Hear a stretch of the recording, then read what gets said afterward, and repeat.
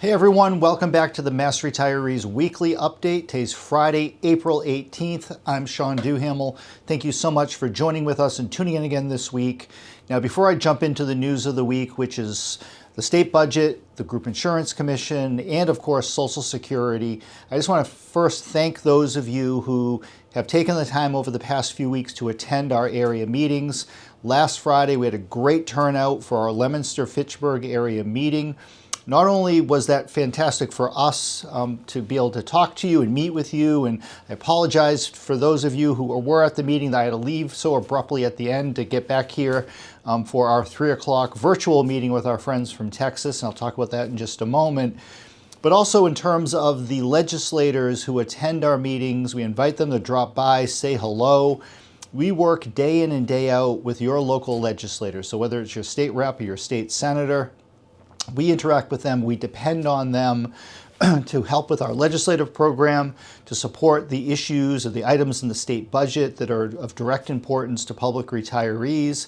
And when they come to our meetings, they see a fantastic crowd. They see familiar faces in the crowd, folks that they know personally. That goes a long way towards bolstering our efforts on your behalf. And when they come back here into Boston to the State House, they tell their colleagues, hey, I was at the meeting in Leominster, I was at the meeting in Natick, or up in Tewksbury, or at Florian Hall, and you wouldn't believe the crowd that the retirees had at that meeting. So thank you for those of you who turn out.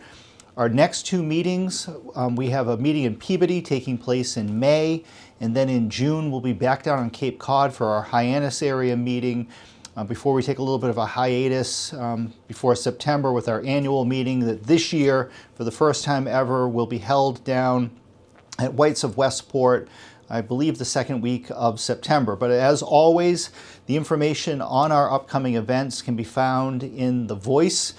In addition to the scheduled upcoming events, we also have a meeting taking place a week from today on Friday, the 25th, I believe it is.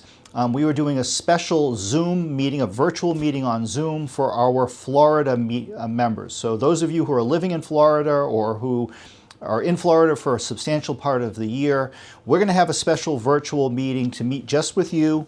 We want to talk about the expansion of the IBIS program into Florida for the first time. You may have read about it in our newsletter. That's really exciting news. We will be joined by officials from Sensio Systems, which is the parent company of IBIS, to talk about the details and if this might be the right fit for you. We're also going to talk a lot about healthcare and some of the concerns that have been expressed from our members living outside of Massachusetts or outside of New England in terms of the options that are available for you in terms of your healthcare coverage. And of course, we'll be taking questions from all of you. We're going to talk about the implementation of the Social Security Fairness Act, of course, the latest information on the state budget, the COLA Commission. So if you are a Florida member, please, if you're available next Friday, 11 a.m. is our kickoff time for the meeting. We will be sending out a special email blast to all of our Florida members with the meeting information in it and the link for you to join the meeting. The link will also be contained in next Friday's general weekly update to all of you. So again, the meeting is geared towards our Florida members, but we're certainly not going to turn away any association members who just want to join and are interested in learning a little bit more about what's going on. So with that, let me jump into the news of the week. Just this Wednesday, the House of Representatives, specifically the House Ways and Means Committee, released its version of the fiscal 26 state budget. We are very happy to report that the 3% COLA for state and teacher retirees is contained in the budget, as well as full funding for the state and teacher pension systems. That's $4.9 billion appropriation for FY26 to fund the state and teacher pension costs in terms of the Commonwealth's share of those costs. The COLA base for state and teacher retirees for FY26 will remain at $13,000. The COLA base, of course, as all of you know, is subjected right now to the ongoing Special Commission on the COLA, which our President Frank Valeria is serving on. That commission, again, is up and running right now. We are anticipating a report and a recommendation from the commission by early fall. which will likely include a recommendation to increase the COLA base for state and teacher retirees, as well as some options in terms of funding those costs over the long haul. So that's the focus right now in terms of the COLA, and we'll have more to say about that, of course, in the coming weeks. In addition to the pension funding and the COLA appropriation, the budget also fully funds the state's Group Insurance Commission and restores the contribution rates paid by state retirees and active employees. Now, Governor Healey's budget proposed putting the 17,000 state employees, current state employees who were grandfathered many years ago under the 80-20 split. The governor had proposed transitioning those employees from the current 80-20 to the 75-25, which is the rate that new state employees pay. We disagree with that. Of course, the unions disagree with that. Apparently, the House leadership disagrees with that approach. They believe it to be unfair. They have restored the 80-20 contribution splits for those 17,000 or so active state employees, while at the same time correcting the mistake that the administration had made in their budget, where they inadvertently left out the important language for retiree contributions. And without that specific language, that would revert state retirees to also pay 75-25, which is something we absolutely do not want to see happen. No one's suggesting that that should happen, and we want to thank House Ways and Means Chairman Aaron Mikowitz, House Majority Leader Mike Moran, and of course House Speaker Ron Mariano for defending retirees and making sure that that language was restored to the budget, along with the language for the actives as well. So this is a pretty relaxed budget cycle for us. Amendments to the budget are due by this evening. We will be closely monitoring any developments that involve public retirement, whether it's your pension, your health insurance, changes to anything that would impact you. We will be reporting on that, but right now we're not anticipating any problems in terms of the House budget. The House will be taking up their version of the budget for debate a week from Monday, so I believe that's April 28th is when the budget debate will start in the House. It will then move over to the state Senate. The Senate most likely will release its version of the budget by the middle of May, with debate taking place the week leading into Memorial Day weekend in late May. That's the traditional schedule. The two different versions of the budget, the House version versus the Senate version, those will then go to conference committee, and the conference committee will likely last into early July before a final budget is agreed upon, approved by both the House and Senate, and sent to Governor Healey. So that's the general time frame that we're looking at for the budget. Now, the GIC, the Group Insurance Commission, also met just yesterday morning for their April meeting. And while there isn't any really breaking news to report out of the GIC, other than the fact that the GIC right now has a supplemental budget appropriation that's making its way through the legislature. Governor Healey filed that supplemental budget just 2 weeks ago. It contains $240 million to add to the GIC's budget for fiscal year 25. The GIC is running a deficit, of course, for the current fiscal year, and there's a few different reasons for that deficit. One is just the simple timing of the budget process, that not enough funds were appropriated at the beginning of FY25. Everyone knew that that was the case, so there really isn't any surprise that a supplemental budget was going to be necessary. However, no one anticipated that it would end up being $240 million. And the reason for the large deficit is the fact that medical inflation has gone up. The prices being charged by doctors and hospitals and pharmaceutical companies has significantly risen over the past, say, 8 months or so since the budget was put in place last year.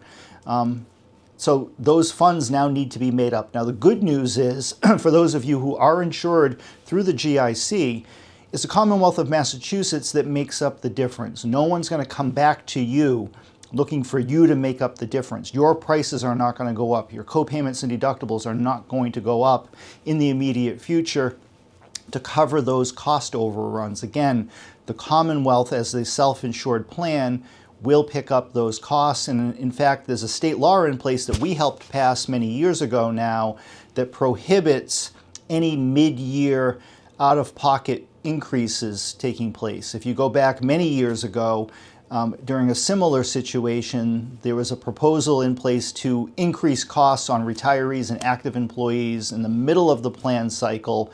The legislature rejected that approach and agreed with us and our friends in labor in putting those protections in place. So the GIC is very secure. The funding, we believe, will be appropriated in the next few weeks, and you're not going to see any differences in terms of your benefits. Now, in terms of Social Security, you know that we are continuing to monitor and advocate for the swift implementation of the Social Security Fairness Act. The good news is that as of today, we're anticipating that about 80% or so of those retirees who were impacted by weapon GPO have been made whole, meaning that you've received your retroactive benefit and you either have already received the correct recalculated benefit for your monthly payment starting this month in April going forward, or you soon will. Whenever you would normally receive your Social Security check in April is when it should arrive, and it should contain the new amount if you're someone that's part of that 80% that Social Security has already adjusted your benefits. But that still leaves about 20% of our affected members who have not been made whole. And understandably, you're anxious for it, you're concerned, you're worried. We understand all that. Unfortunately, this is going to take time. For whatever reason, there are certain cases that Social Security has deemed to be more complicated. We don't understand exactly why that's the case. There could be a variety of different reasons, but those cases now must be recalculated, both in terms of the retroactive benefit and the new monthly benefit, manually. A human being has to do that work. The computer can't do it for them, which was the case for the majority of those who've already been paid. It was done automatically, thankfully. So people are going to get paid. And every day we're hearing from members who are reporting to us that the money showed up in their bank account and they're thrilled, and we're thrilled on your behalf. You will receive your money. Unfortunately, for many retirees, it's going to take a little bit longer than we would hope. Now, in the meantime, there's nothing that we can do on your behalf in terms of reaching out to Social Security, finding out the status of your case, getting an estimate of when you can expect to receive that money. Social Security, the latest update is that they're hoping to complete this process by November, and which is now quite a few months away still. And we're hoping that they can do it quicker than them, because originally back in January and early February, Social Security was saying that it could take 1.5 years to implement this whole process. And they came back a few weeks later and said, no, we figured out an automatic way to process most of these claims, and that really sped things up a lot quicker than we had ever thought it would happen, and we're thankful for that. And we want to thank the Social Security workers who helped to make that happen. But we're going to do everything we can to advocate that this process continue quickly, accurately, to get you paid, get you your money, make you whole, if you will, as soon as possible. Now, in the meantime, if you're wondering where things stand, and if you haven't already done so, you might want to simply call Social Security. Call your local Social Security office, inquire about where you stand. Now, unfortunately, be prepared for a long wait time. It could take several hours to get through to somebody. You may also be given the option to receive a call back from a Social Security staff member once they become available. And we're receiving reports from members that that option appears to be working. Not in every case, but in most cases, retirees are receiving a return call. And at least then you'll know that your case is something that they're working on. It's in the process. They might not be able to give you a specific answer as to when you can expect to receive your money or how much it might be, but at least it can give you peace of mind that it's being worked on.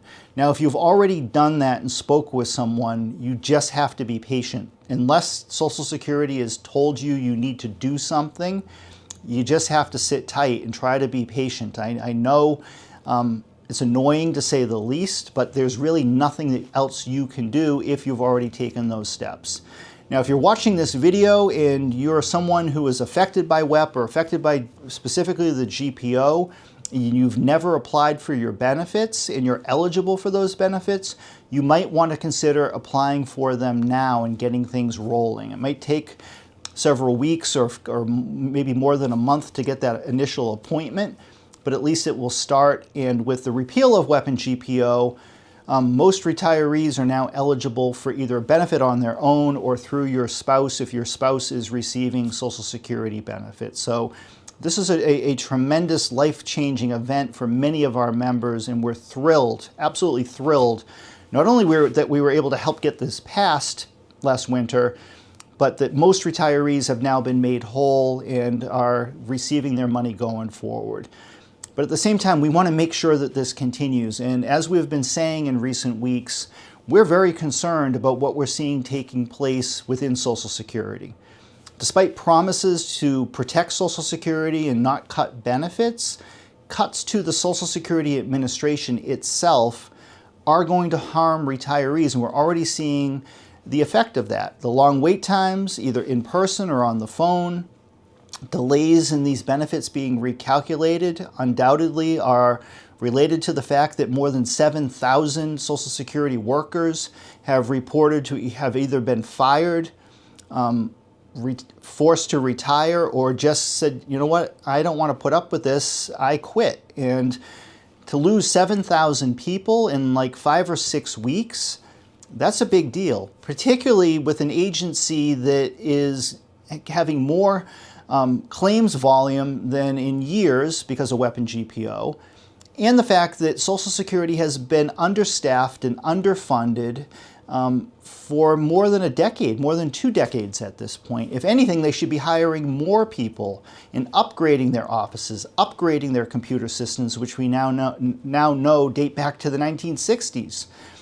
So the administration is going in the absolute wrong direction in terms of Social Security. So we are very thankful for our congressional delegation here in Massachusetts and around the country for the steps they are taking to protect your benefits. Because don't forget, at the end of the day, this is about you. These are your benefits. You paid for Social Security, you earned Social Security, and now in retirement, you deserve to receive those benefits in a way that's not going to cause you stress, that you shouldn't be worried if that check's going to show up. You shouldn't be worried that you can't get through to someone. You also shouldn't be worried about your health insurance. And if you're on Medicare or you're reliant on a Medicaid-funded program, whether it's assisted living or nursing homes, and the list goes on, these agencies and the benefits, the very important benefits that they provide to retirees are in danger. So this week, Senator Elizabeth Warren published an op-ed on Fox News Online, which was very well written, defending Social Security. Earlier this week, I had the opportunity to meet with New Hampshire Congresswoman Maggie Goodlander. Maggie's district goes from Nashua all the way up to the Canadian border. She has a huge geographic district, and what she was telling me is that she has gone to every single Social Security field office in her district, spoke with retirees, spoke with the Social Security workers, just so she can get a personal sense of exactly what's going on. And that same process is taking place all across the country. Here in Massachusetts, we learned just the other day that our good friend Carol Fiola, state representative from Fall River, her and Jake Auchincloss, the congressman from that district, just yesterday visited the Fall River Social Security office together for the same reason, to get a sense on the ground of exactly what's going on and what they can do to help protect and defend these programs. Because if we sit back and we do nothing, if we don't speak up, by the time these benefits are endangered, it's going to be too late. We don't want to see that happen. Now, just yesterday, Nancy McGovern and I participated in a roundtable event hosted by Massachusetts Congresswoman Lori Trahan up in Methuen. It took place at the Methuen Senior Center. I was privileged to be able to participate as a panelist, taking questions from the retirees who attended, and many of them were members of our association. So thank you for those of you in Methuen who took the time to come out. But the sense of fear amongst retirees is real, and it should not be that way. We have always believed and continue to believe that Social Security, Medicare, and Medicaid are not political issues. They should not be politicized. This should be nonpartisan, and that's not what we're seeing right now. Now, the reports of fraud, waste, and abuse within Social Security have been significantly exaggerated, to say the least. Less than 1% of all of the Social Security benefits paid are attributable to fraud, waste, or abuse. That's not to say that it doesn't happen. That's not to say that we shouldn't do everything we can to stop it from happening, but it's not widespread, it's not rampant, and eliminating 7,000 or more Social Security workers is not the way to correct that. Now, we know also that it's about 0.3% of all the claims are either fraudulent, wasteful, or incorrect. We know that the majority of that 0.3% is attributable to overpayments, and many of those overpayments, unfortunately, have involved the weapon, the GPO. Retirees receiving benefits when Social Security didn't know that you were a public retiree. And over the years, we've heard from many of you who have received a letter from Social Security after an audit has taken place saying, you know what, we discovered that we've been overpaying you for 5 years or 6 years or 10 years. And unfortunately, you have to pay that money back to us. And those are very difficult conversations to have, because most retirees don't have tens of thousands of dollars lying around in a bank account that they can afford to pay a benefit back that they believe they were receiving legitimately. That's the basis of most of the overpayments. So again, our job is to protect you, to protect your rights as a public retiree, which includes access to Social Security, Medicare, and Medicaid. And we're going to continue to do so. We're going to continue to work with our partners here in Massachusetts and around the country to make sure that that happens. But again, thank you for tuning in. We're going to continue to do our part on your behalf.